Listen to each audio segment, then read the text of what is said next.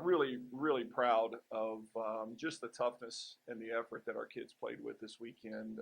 Two great opponents in two really tough environments. And, I knew what we would get. I didn't know what the result would be, but I certainly knew what we would get out of this group. And I'm just really, really proud of the outcome.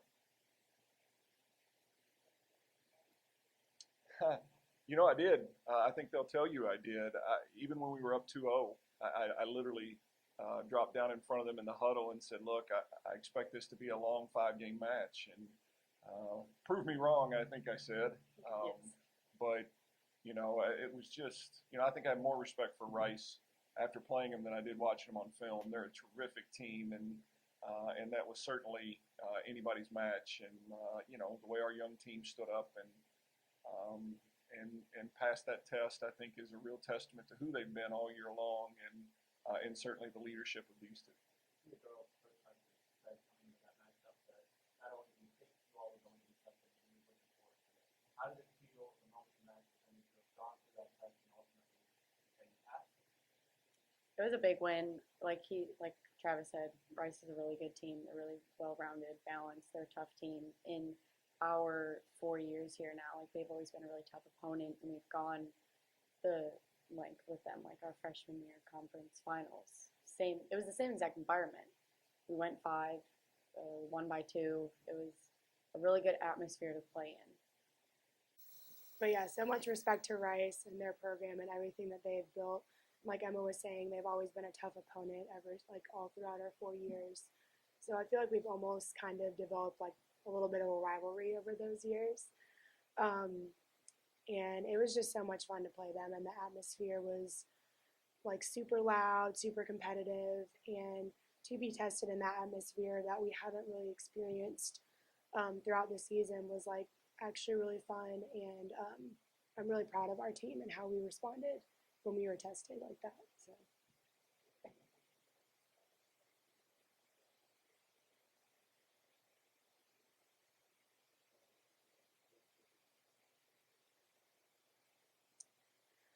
I would say that we learned to just keep fighting. There were like Rice made some crazy plays like down the stretch. Like they are a super athletic, super talented team. And like there were times where, I mean, as a hitter, like you just keep hitting and they kept digging things up, and it's frustrating at times. But our team just kept fighting. We kept pushing through, and the entire time, like I just had confidence that we were going to come out and play to the best of our ability. And if that wasn't enough for that day, then it wasn't enough. But I'm really proud of how we responded. And I think that the way the game ended is just a test to how we're just going to keep fighting back no matter what happens.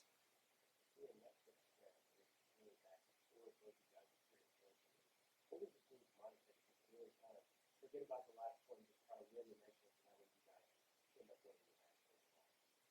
Yeah, I would say our mindset is just to kind of, Travis is always saying, do your job. And in big moments like that, in tight games, it really does come down to that. And like being locked in and focused on what you're supposed to be doing throughout the play, and not letting the context of the atmosphere really affect you. Like, I mean, it's a tight game, it's a loud atmosphere, competitive game.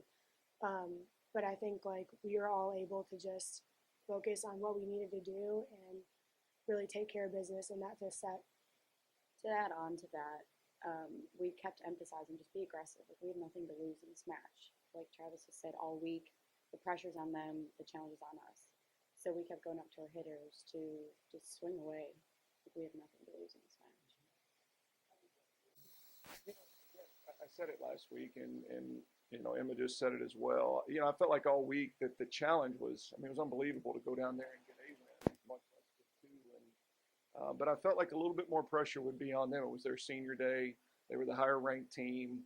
They're the team that got a lot of the attention, deservedly so, for the year that they've had, and winning against Texas earlier in the year. And this program's been built with a little bit of, we built from scratch, and I love that underdog mentality. And so anytime I can even convince myself that we're in that situation, it usually brings out the best in our kids. And certainly I think it did yesterday.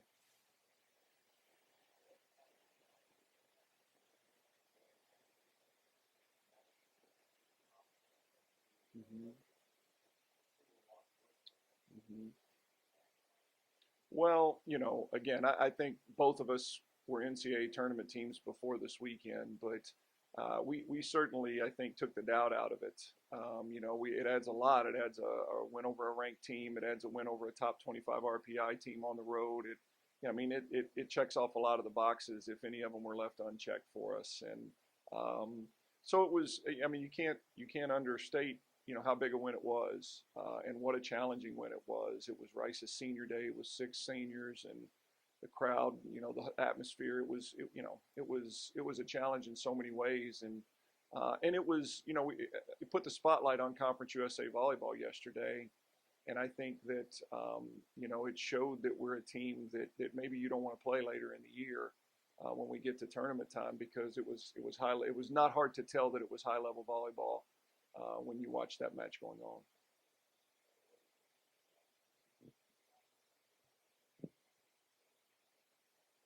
I mean, as a senior, it means a lot.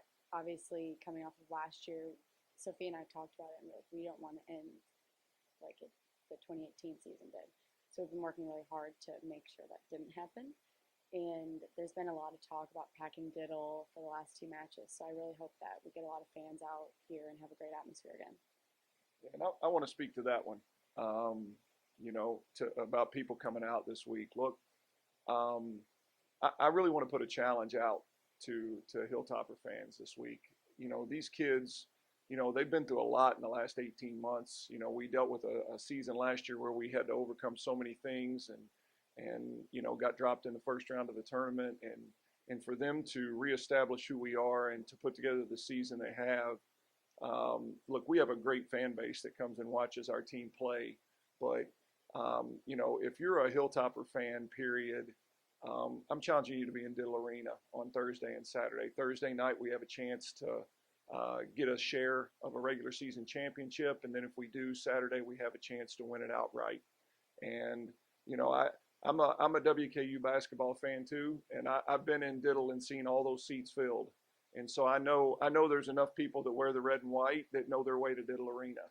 And so I'm asking, I'm in this community for a long time, and I have people come up to me all the time and thank you for what you do and I'm telling you, if you're appreciative, come watch these kids play in their last two home matches and let them feel the support and love of this great fan base, because they've gone out and put their heads down and worked and put a product out there that I think we can all be very, very proud of. They're ranked in the top 25. They have a chance to win a conference championship. And I think they deserve to walk into Diddle in these last two matches and feel the love of Hilltopper Nation.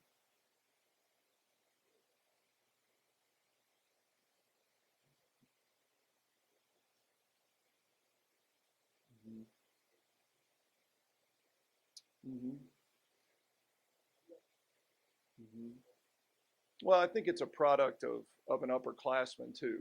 You know, um, Sophia, every year you build. I always tell our kids there's no spring season that's more important than your first one, because that's when they really make a big jump as a player. But by the time they get to their last senior or their last spring, which is the spring of their junior year, this past spring for Sophia, there shouldn't be a lot left in terms of, I mean, at that point, you should be the player that you have the chance to be. And so you're looking for little things. And Soph and I sat down and talked about that being an area where she could still grow, because it hadn't been a huge emphasis earlier in her career. And so she really took pride in that. And it's incredible the impact that it's had on our season. We talk a lot about serving and how much it can impact games, but without question, Sophia has gone out there and changed the whole dynamic of games with that ball in her hand at the service line. It's just what was left for her. It's a unique skill, that she has. Watching her, fly up back there and bust that thing, like, you knew she had a natural ability for it. So it was just a matter of spending the time dialing it in and, learning the little nuances. And look, I'm not going to take any credit for what she's turned into as a server, because we talked about the things she needed to do, and then it was about her going and spending the time doing it. And these two kids right here are both very prideful kids, and they do things at the highest level, whether you're watching or not watching. And there's a reason why when you have senior leadership like you have in these two, that you can put together seasons like we've had. They're people of character. They're people that work hard. They're easily coached, and they're great teammates. And so those things don't happen by accident. And those are things that affect that culture that I talk about all the time, because you don't turn into a great player when the coach is watching always. It's the time you spend outside of it, and it's how important is it to you when nobody's watching, and these two are great examples of that. Okay.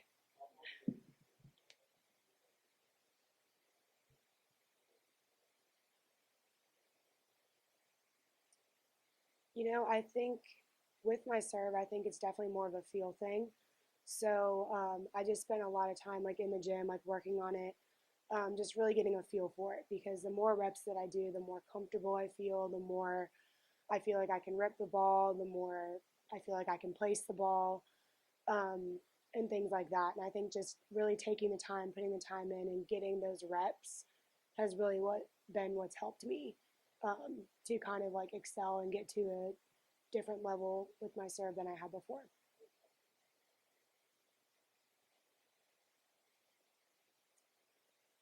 If I'm being honest, I don't I don't think too much about mechanics. Um, I kind of the main thing that I would just say is probably just getting the ball, like throwing the ball up high and out in front of me. That's when I have the best chance of being the most competitive as I can be, um, and like ripping the ball and placing it and all of that. So that's kind of like a main focus, is just getting the ball out in front of me. But other than that, when I go back to the service line, main thing I'm thinking about is just rip it and get them out of system and do whatever I can to disrupt them. Yeah, and we have a rule when Sophia goes back to serve. She may not know this, but leave her alone. That's our rule. I try not to talk to her. I try not to let anybody. I just want her to, because again, she's put in the work, and so she doesn't need anybody to correct anything. She's put in the work. She just needs to trust it. And aggression comes from, that aggressiveness comes from trusting what you do. And probably a couple times this year I've said something to her when she went back to serve, and I don't think it's worked out yet. So she's done a great job with it for sure. It does. Being a lefty, it just puts a reverse spin on that ball, if you will. Everybody's used to that ball coming off a right-hander and tracking right to left, and it's just something you don't see very often. And I think a receiver probably tells you that it takes a little while to adjust to a quarterback just spinning the ball the other direction, even though it's going straight. But her ball, has that curve to it, and it's difficult if you haven't handled it, and it's difficult to replicate. We've seen coaches. I laugh because I see coaches during warm-ups on other teams that are right-handed that are trying to do this funky spin thing to try to just create that spin. It's difficult to replicate for sure.